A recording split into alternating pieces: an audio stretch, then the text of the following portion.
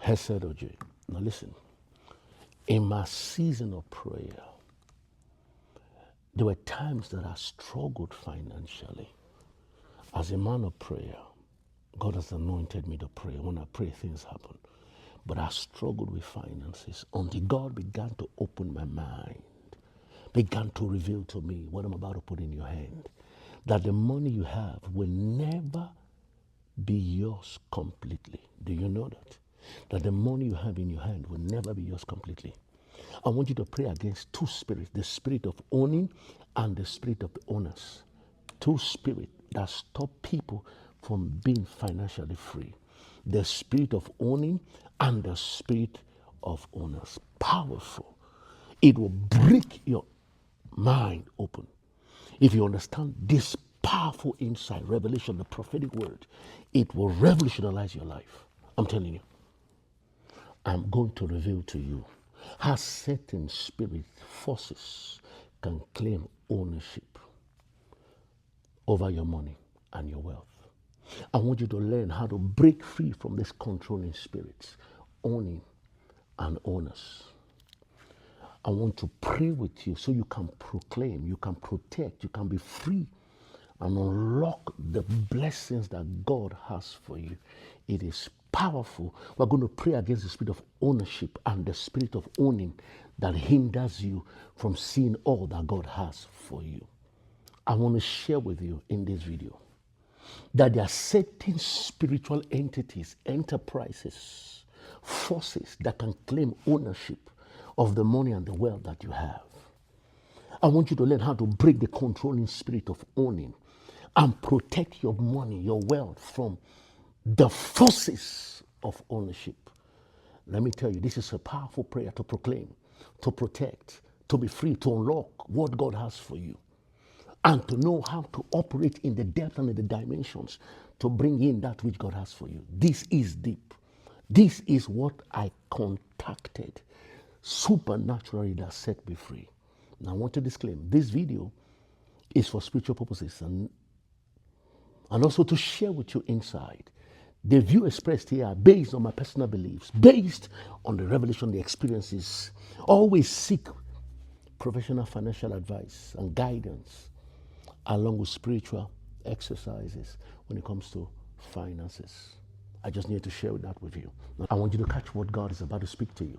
In this life, there are only two things that God has placed in your hand. You have the spirit of a distributor and the spirit of a contributor. Here on earth, everything you own would have been owned by somebody or will be owned by somebody after you. You have come and you will exit. And after you leave, even if you don't lose them, even if you have a lot of them, it will be transferred to somebody. You are only a contributor and a distributor. Remember that. Everything that God has given you is to contribute it to your generation, to place the gift, the ability, the wealth, to make life better for somebody else. You're only a contributor and a distributor. See, where you fail in finances is when you want to keep, you want to hold, you want to save. There is nothing that can be kept except God wants to keep it in your hand. Life, we are only contributors. Contribute your best. Give life your best. Money will come. Distribute the best you have. Money comes. See, money only comes to contributors and distributors. Which one are you? Hear me very clearly. The money is controlled by three spirits. Remember this very clearly. The money is controlled by three spirits. Money is controlled by the system, money is controlled by spirit, and money is controlled by soul. There are only three things that controls money here on earth. The money is controlled by the system, the government, the institution, financial institution, and money is also controlled by the spirit realm. God controls wealth. God controls abundance. Now hear me very powerfully. And also the heart of man also control money. Now the most terrible thing is to make your soul, your heart, the custodian, your heart to be the distributor, your heart to be the contributor. It is terrible because money can never be kept on the soulish realm. See, the problem why people are broke is that money is in their soulish realm. They have a wrong affair with money, and that's why they are broke. Money can never be kept in the mind, in the soul. Money can never control feelings, because if it controls feelings, it will control the system, it will control the spirit. Money is controlled in three places, and money is kept in three places. The power over money is in three places. Number one is the system, the government, the printer, the printing ink, the machine, the reserve bank, the reserve that prints the money. Money is controlled, is owned by a system. Two, money is owned by God. God owns money. The earth is of the Lord and the fullness thereof. And there's something you must never do. Don't ever let your mind be entangled with the money that belongs to the system. Don't ever allow yourself to be entangled with the money that belongs to God.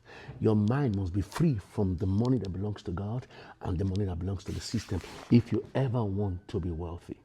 I understood this.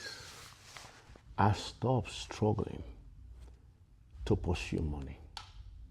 When God began to give me this understanding, my walk with God was transformed. My understanding to God's purpose was transformed. My life became different. I knew that God has placed within me something that I need to be on top of, be the best at, to contribute to my generation, my family, my friends. I'm a contributor to that which God has given me. And for me to contribute, I must be a major distributor.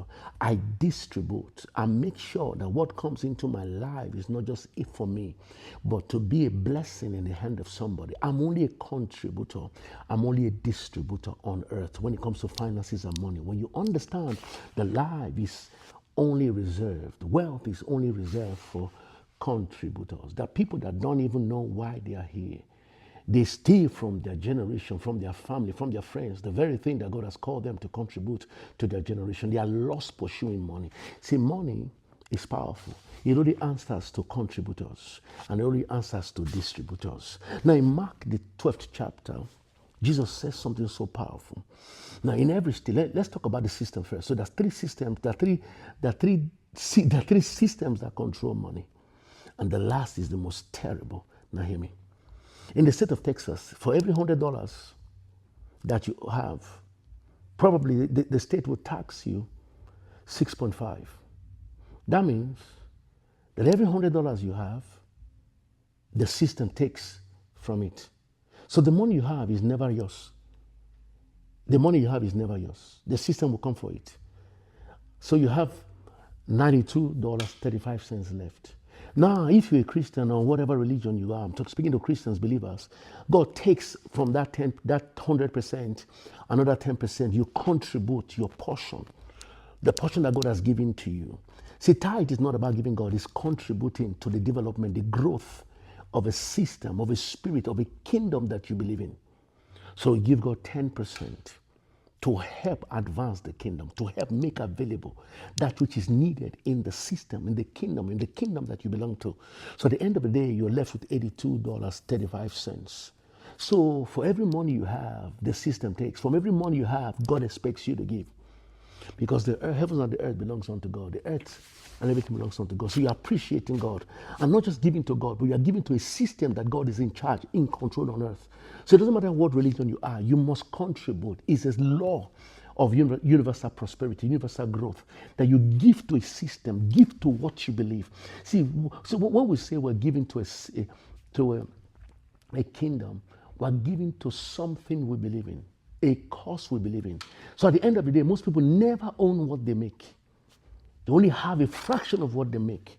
And that system continues forever. Money is to be distributed and money is to be contributed. And there are systems on earth, laws on earth, taxes on earth, systems on earth. Every financial system will take from you. And also, the system of your belief will also take from you. So already, two systems are in charge, are taken from you, are being removed from your money. Now, this is very deep. It is important to, when you come to financial literacy, financial understanding, the laws of finances, the laws of money, you understand that everything you own is owned by a system. That everything you own is also owned by a spiritual belief. You're only a manager, and you will never completely own anything. You're only going to use as much as you can.